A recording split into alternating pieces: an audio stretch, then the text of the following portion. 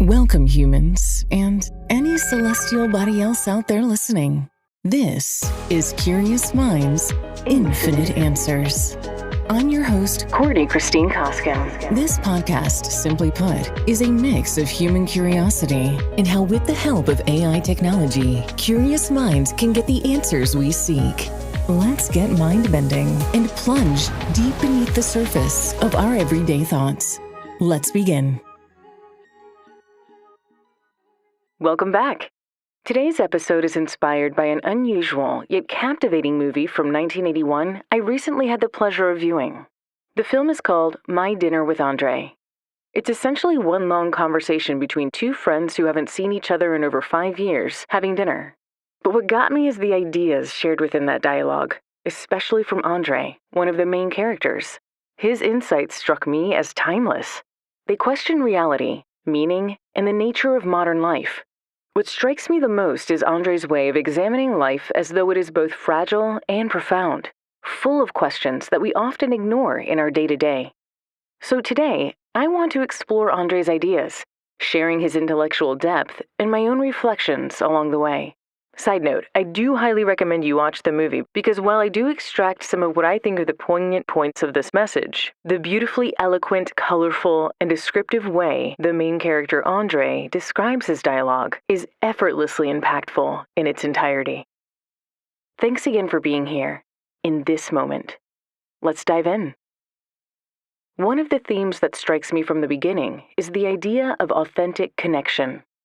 Andre shares how he feels modern life has made us strangers to each other, saying we're often just performing the roles society expects from us. He describes how even our most personal conversations can feel shallow, almost scripted, as if we're not fully there. I think about how I can relate to this in my everyday life, like when I'm at the store and the cashier says, "How are you?" and I respond, "Fine, thank you," and that's it. Or think about at work, where so much of our communication is about getting things done. We say things like, "just checking in," or "circling back on this," without ever really asking how someone's day is going. Or if we do, just to be polite, do we really want to know? Sometimes it feels like we're just playing our parts in a production, with a script that keeps things professional, but distant. Then there's social media. How often do we post or comment with what we think people expect from us, rather than sharing what's actually on our minds? We might put up a happy picture, even when we're feeling down, or avoid certain topics, just to keep things light. It's like we're curating a version of ourselves that's just one piece of who we are, a constant conflicting of inner versus outer self. Even with family, the people we're supposed to be closest to, we sometimes stick to safe topics. We talk about the weather, sports, or what's on TV, but avoid discussing deeper things that matter. It's as though we're scared of showing too much of ourselves, so we keep it comfortable, even if it means staying on the surface.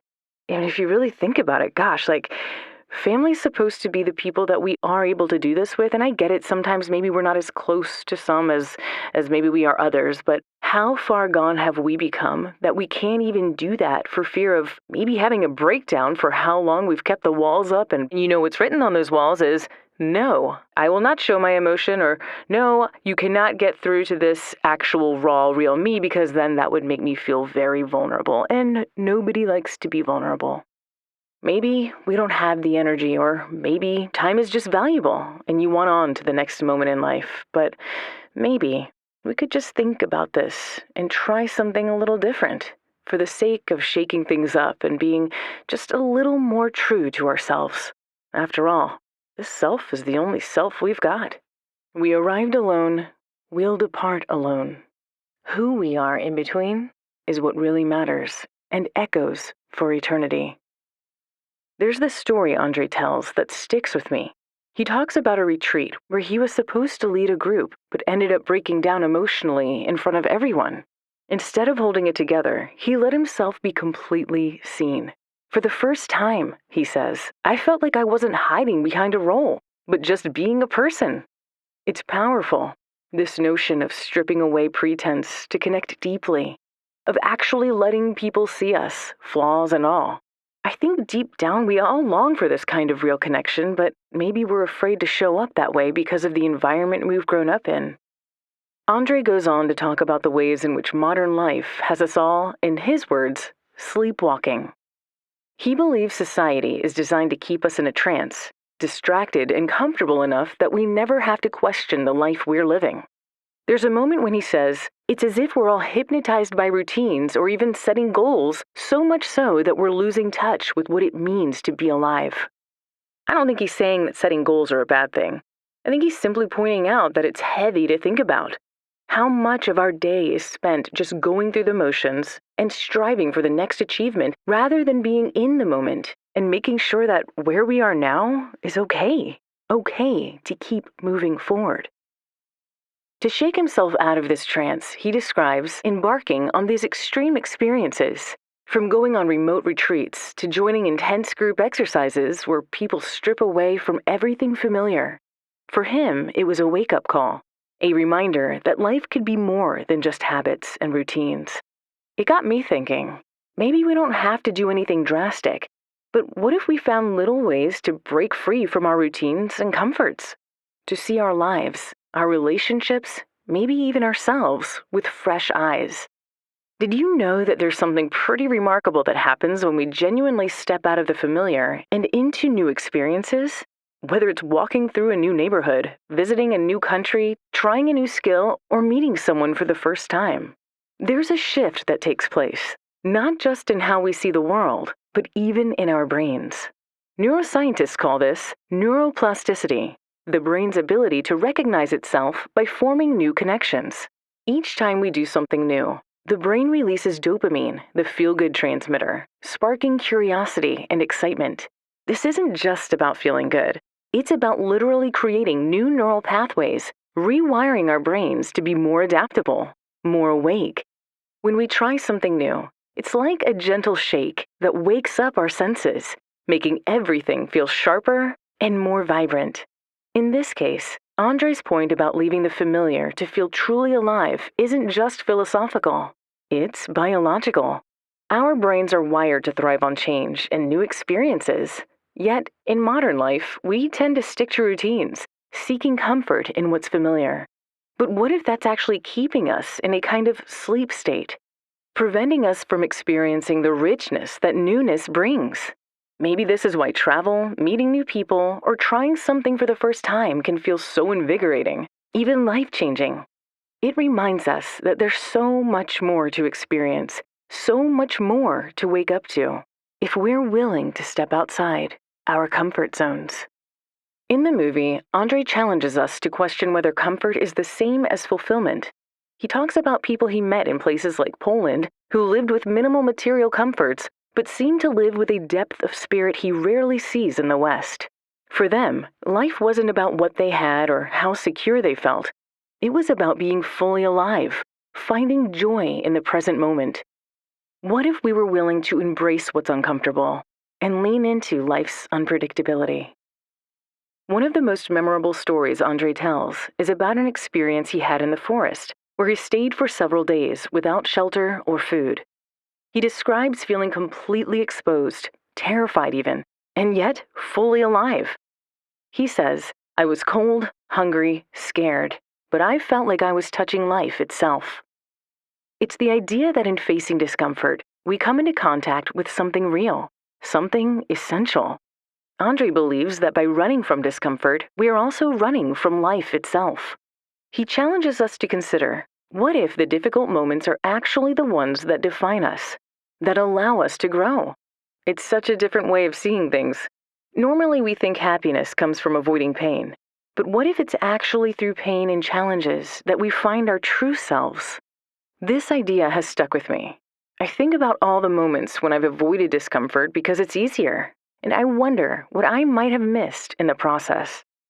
Wayne Dyer, a well-renowned author and public speaker, often addressed suffering as an essential part of the journey toward a higher level of understanding. He believed that suffering isn't just something to avoid, but can serve as a teacher, revealing where we are still attached to ego, material desires, or fear-based beliefs. Suffering, in Dyer's view, is often a sign that we're clinging to something impermanent or trying to control what's outside of our control. Detaching from ego doesn't mean erasing our identity. It means loosening the grip of self-centeredness, fear, and attachment. This practice opens up a life of authenticity, peace, and compassion, allowing us to experience life from the perspective of our true, timeless selves. Kind of going back to the beginning here, but tapping in a little deeper, Andre goes on to reflect on the fragility of human relationships, describing how rare it is to have genuine encounters where two people can see each other without the walls we usually build around ourselves. He talks about how our conversations are often superficial, centered on safe topics, because we're afraid to expose what's really going on inside. He says, "When was the last time you looked someone in the eyes and actually saw them?" It's a simple question, but it reveals so much. He challenges us to think about our interactions. Are we truly connecting or just filling silence? He sees these rare moments of connection as precious, as something sacred even. It's a reminder to me that in a world where we're more connected than ever, we might actually be losing touch with each other in a meaningful way. What if we all dared to go a little deeper, to ask the harder questions, to risk being seen? And I don't mean in the TikTok way. That's a whole other podcast. Okay, I will quickly say this though. Platforms like TikTok offer endless entertainment and quick connections. Hey, I'm guilty of the doom scrolling too. But ironically, they can leave us feeling more isolated. In a few seconds, or a lot more than that, we scroll through hundreds of people's lives, but rarely do we pause long enough to deeply connect with anyone, including ourselves. It's like we're tasting thousands of appetizers but never sitting down to a real meal. The result? A digital crowd, yet an emotional solitude. Okay, I said my piece. There's this interesting back and forth in the movie between Andre's lofty ideas and his friend Wally's more grounded approach. Wally argues that it's not practical to live without structure or routine, that most people need the security of a stable life. This conflict reflects a common struggle, the tension between following our ideas and living practically. Andre respects this view, but still questions if practicality should be the only measure of how we live. Maybe there's a balance we each have to find, honoring the stability we need while still allowing space for what stirs our souls.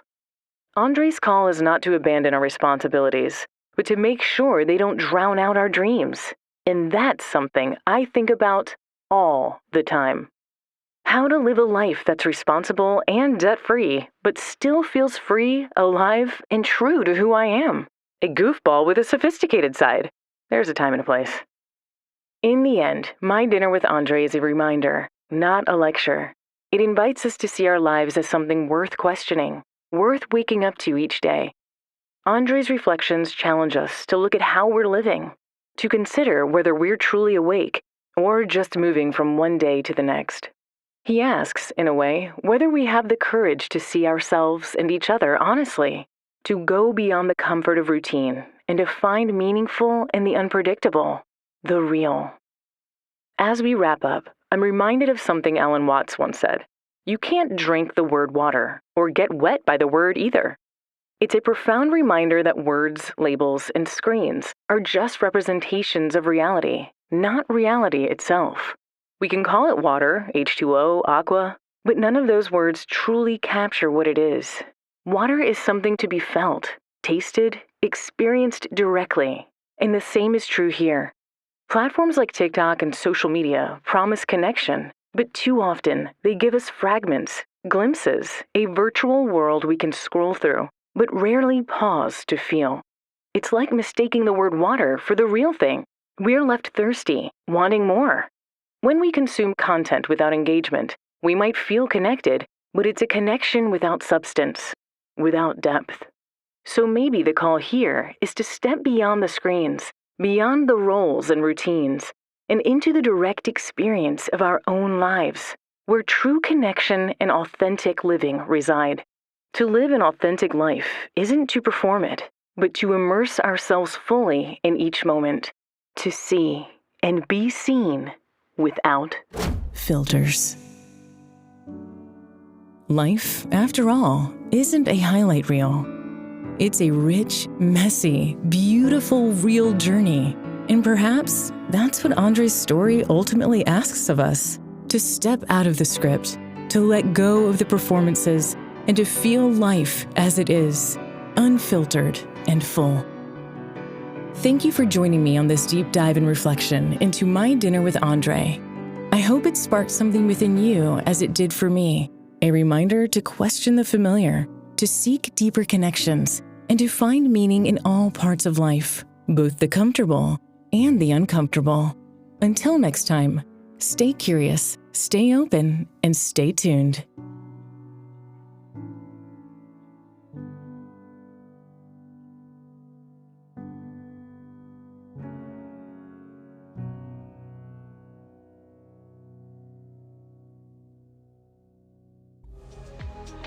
Thank you for tuning in to Curious Minds, Infinite Answers. I'm Courtney Christine Koskin, and I hope you'll join me for next week's episode as we proceed down the path of curiosity and discovery, uncovering various topics along the way. If you have any comments or want answers to your burning curiosities, drop me a line in the comments below. Until we meet again, find the good in the world, and if you can't find it, be the good.